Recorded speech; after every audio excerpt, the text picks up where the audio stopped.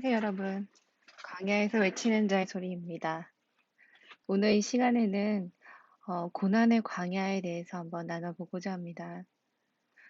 고난에는 여러 가지 의미가 있을 것입니다.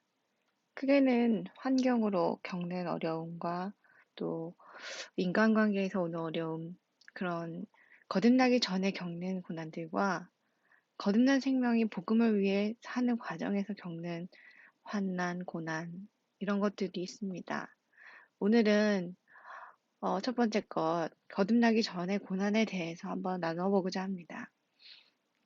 흔히 고난은 변장하고 찾아온 축복이다. 이런 말들을 많이 합니다. 저 역시도 이런 뉘앙스의 설교 말씀들을 여러 번 들은 기억들이 있는데요. 그 요지는 고난의 광야에서 하나님을 더 경험하고 연단을 받아서 믿음이 성숙해진다. 라는 그런 취지의 말씀이었던 것으로 기억합니다. 그렇지만 고난의 광야는 그렇게만 이해될 것이 아니라 더 깊은 의미가 있다고 생각합니다.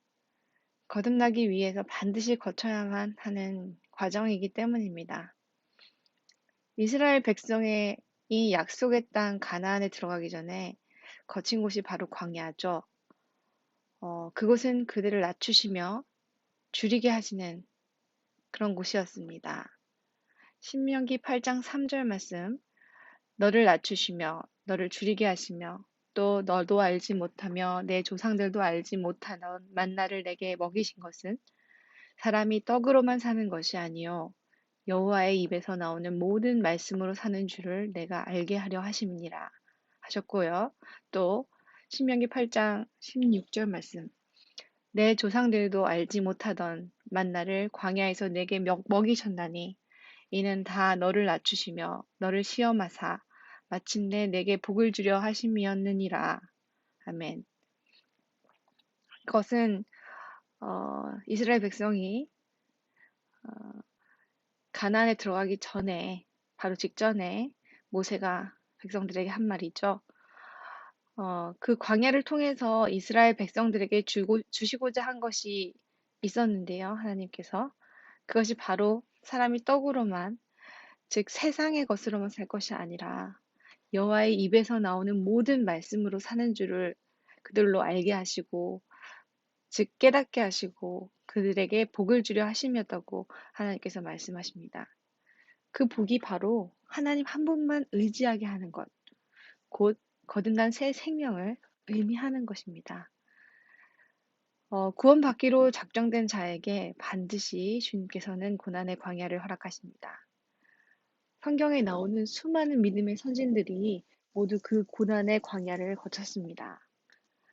그 중에서 야곱이 에서와 외삼촌 라반으로부터 겪었던 그 고난, 또 요셉이 형들로부터 미움을 받고 노예로 팔려가고 강간범의 누명을 쓰고 감옥에 가서 겪은 그런 고난들, 또 다윗이 사울 왕의 위협 가운데 도망자 신세로 광야에서 겪은 그 수많은 고난들, 또 고난으로 대표되는 욥이 모든 일이 망하고 자녀들이 죽고 자신의 몸은 병으로 인해 고통을 겪고 아내는 떠나 자신을 저주하고 친구들이 찾아와 정죄함으로 인해서 그런 겪는 그 모든 고난들, 이런 고난들이 떠오릅니다. 하나하나 생각해 보면 어떠신가요? 정말 상상할 수도 없는 고난들 아닌가요? 이들에게 이 정도의 고난이 필요했기 때문에 주님께서 허락하셨을 것이라고 생각합니다. 말로 다 할 수 없는 고난들을 겪은 이들은 결국 하나님께 항복하고 하나님만 의지하는 사람들이 되는 복을 얻었습니다. 그 신명기 말씀처럼 말이죠. 여기서 깨닫는 것은 하나님은 그 사람들마다 맞춤형으로 고난을 주신다는 것입니다. 사람마다 각기 다른 성품을 가지고 태어납니다. 각자가 특히 넘어지기 쉬운 부분, 그리고 깨어지고 부서져야 하는 부분들이 각각 다릅니다. 여러분 자신 한번 돌아보십시오. 우리의 머리털까지 세심바 되신 주님께서 우리에 대해서 가장 잘 아시겠죠? 성경 인물들은 바로 그 부분을 다룰 수 있는 고난을 받았다는 생각이 듭니다.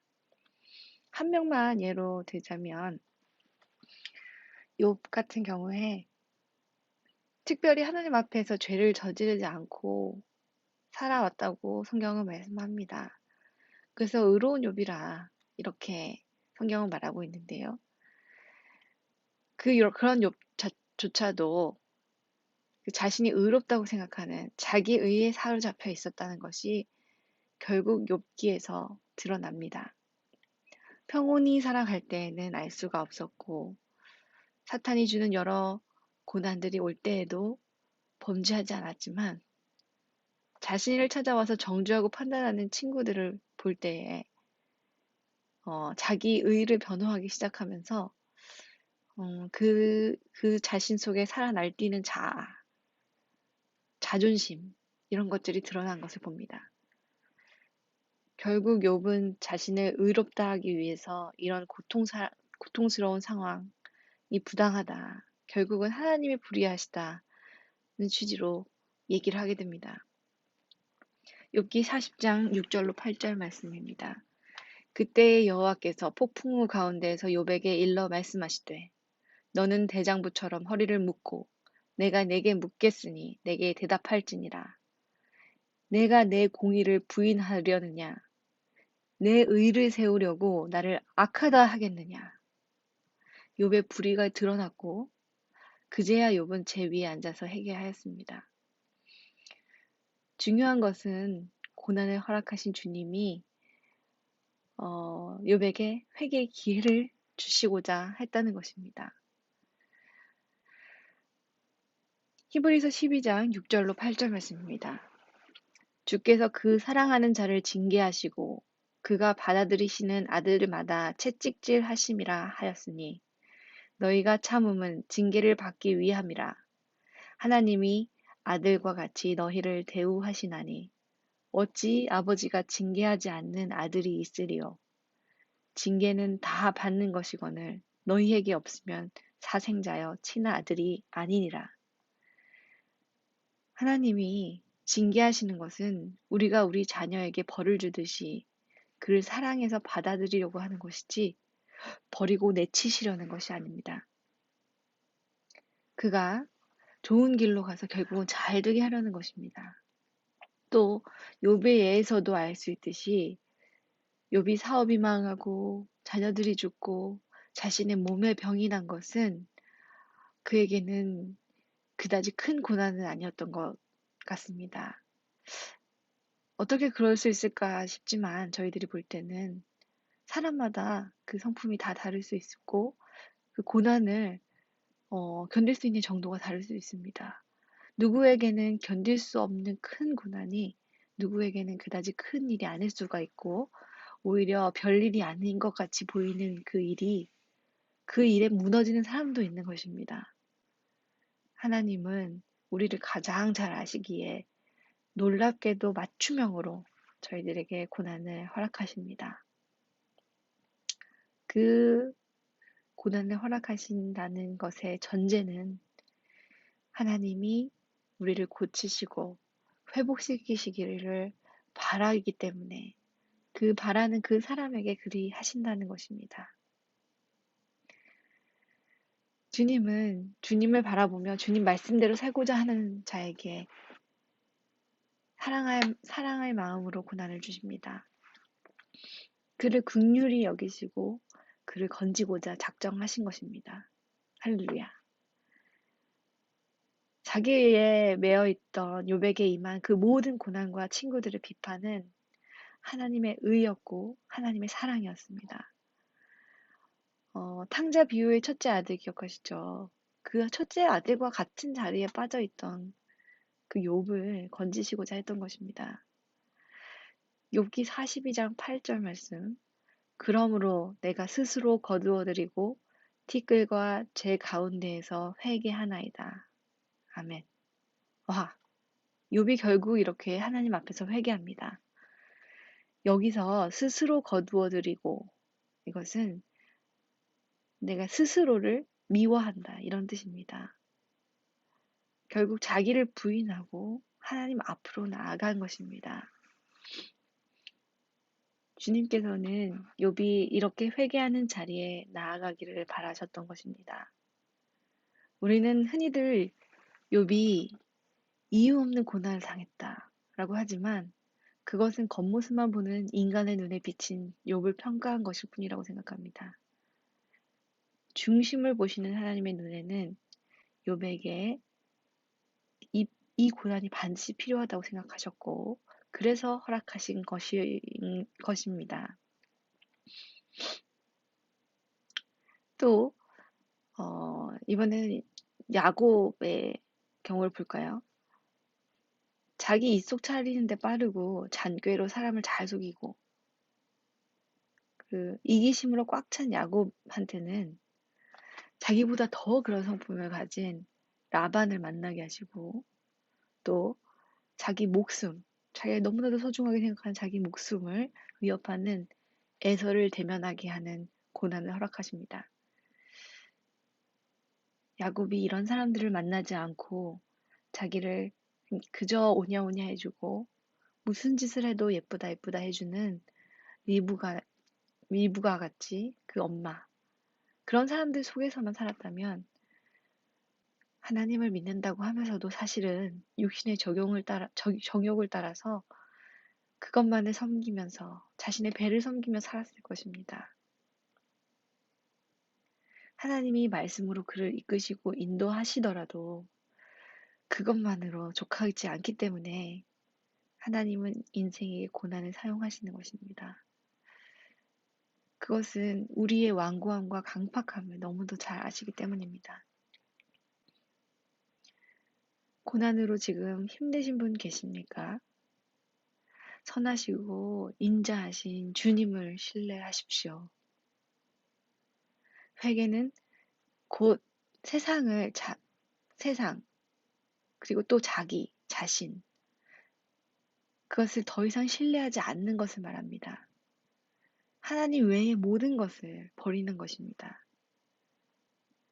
하나님의 마음은 우리를 그 회개의 자리로 이끌고자 하십니다. 고난으로 우리가 아파하고 힘들어하는 것을 보시고 하나님도 마음 아파하십니다. 그렇지만 지금 있는 우리의 그 자리가 사망이고 멸망이기 때문에 당장 구조의 손길을 내미시는 것입니다. 지금은 그 고난으로 조금 아플 수 있어도 그 방법으로만 살릴 수 있기에 그 고난을 허락하시는 것입니다. 이것은 사람이라는 존재가 모든 것이 사라지고 다 모든 것을 놓을 수밖에 없는 상황에서만 회개하는 그런 참 구제불능의 존재이기 때문에 그렇습니다. 사람은 철저히 혼자 남겨질 때 회개합니다. 의지의 그 무엇이 없을 때 그때야 자기 자신을 바라봅니다. 자신이 얼마나 악한지, 자신이 얼마나 구제불능인지, 얼마나 주님 앞에 반역한 존재인지 그때야 자신을 바라보고 깨닫습니다. 야곱도 약복강에서 그랬고 욥도 제 가운데서 그랬습니다. 결국 하나님은 자신이 택한 자에게 철저히 혼자 남겨지는 그 시간과 상황을 허락하신 것입니다. 그러면 우리는 여기서 어떻게 해야 할까요? 하나님의 마음, 하나님의 본심이 그렇다는 것을 우리가 안다면 우리가 어떻게 해야 할까요? 지금 이 자리에서 회개의 자리로 나아가야 합니다. 그 모든 고난의 상황 가운데에서 환경의 어려움이나 나를 괴롭히는 그 다른 사람의 악함을 그것만 쳐다보는 게 아니라 나의 악함과 나의 완고함을 봐야 합니다. 하나님께서 원하시는 것이 바로 그것입니다. 라반과 에서를 통해서 하나님은 야곱이 자신의 모습을 깨닫기를 바라셨습니다. 부당하게 욥을 정죄하고 비판하는 친구들을 통해서 하나님은 욥이 자기의와 자기애로 똘똘 뭉친 자신의 모습을 깨닫기를 바라셨습니다. 우리의 모습은 어떻습니까? 이들보다 낫다고 말할 수 있습니까? 로마서 3장 10절로 12절 말씀. 기록된 바 의인은 없나니 하나도 없으며 깨닫는 자도 없고 하나님을 찾는 자도 없고 다 치우쳐 함께 무익하게 되고 선을 행하는 자는 없나니 하나도 없도다. 아멘. 보통 우리는 나를 괴롭히는 그 사람만 바라봅니다. 그리고 심지어는 그 사람을 변화시키려고 이 모든 일을 하시는구나, 하나님이. 이런 생각도 곧잘 합니다. 그런데 생각해 보십시오. 이것 자체가 벌써 나는 그 사람보다 의롭다는 교만에 근거한 생각입니다. 우리는 참 회개에 이르기 전까지 내가 회개하지 못한 인생이라는 사실조차 모르는 경우가 많습니다. 이것이 무서운 일입니다. 아직 십자가의 주님과 연합되지도 못했는데, 나는 지금 신앙으로 충분하다. 이렇게 여기는 것이 두려운 일이라는 것입니다. 나를 핍박하는 저 사람이 변해야 한다 하면서 모든 초점을 그 사람에게 맞추는 그런 오를 범하고 맙니다. 그러나 명심해야 할 것은 하나님은 우리 자신에게 집중하라 하십니다. 그 모든 상황과 인간관계, 모든 어려움 가운데서 하나님의 선하시고 기뻐하시고 온전하신 뜻이 무엇인가를 분별하며 내가 지금 그 일을 행해야 합니다. 하나님은 아브라함에게 내 앞에서 행하여 완전하라 하셨습니다. 다른 그 누가 아닌 바로 나 자신에게 하시는 말씀입니다. 하나님은 여러분을 사랑하셔서 고난을 주시고 그 고난 가운데 자신의 악함을 바라보고 깨닫고 두 손을 들고 주님께 나아오는 자, 바로 그 사람, 그 한 영혼을 물리시지 않으십니다. 주님은 자신의 사람들을 그렇게 부르셨고 친히 성경 말씀 가운데 수도 없이 많이 그런 예들을 기록해 주셨습니다. 정말 하나님께 감사드립니다. 개인적인 고난뿐만 아니라 지금 전 세계적으로 동시에 임한 코로나 사태, 이 코로나 사태도 감사함으로 받을 수 있다고 생각합니다. 우리가 평강하다, 평강하다 하면서 그대로 멸망의 길로 가도록 두시지 않으시고 이렇게 경고의 메시지를 주시는 것이기 때문입니다. 우리 개인의 인생길에서도 또 이렇게 전 세계적인 사태에서도 주님은 여전히 섭리하고 계십니다. 다만 주님의 그 부르심에 응하여서 주님께 더 가까이 나아가는 자가 있고 오히려 불평과 원망 속에서 하나님이 불의하시다 하면서 하나님을 끝까지 거부하는 자가 있을 뿐인 것입니다. 부디 하나님께로 회개하는 자리에 나아가는 여러분 모두가 되시기를 주님의 이름으로 축복합니다. 감사합니다.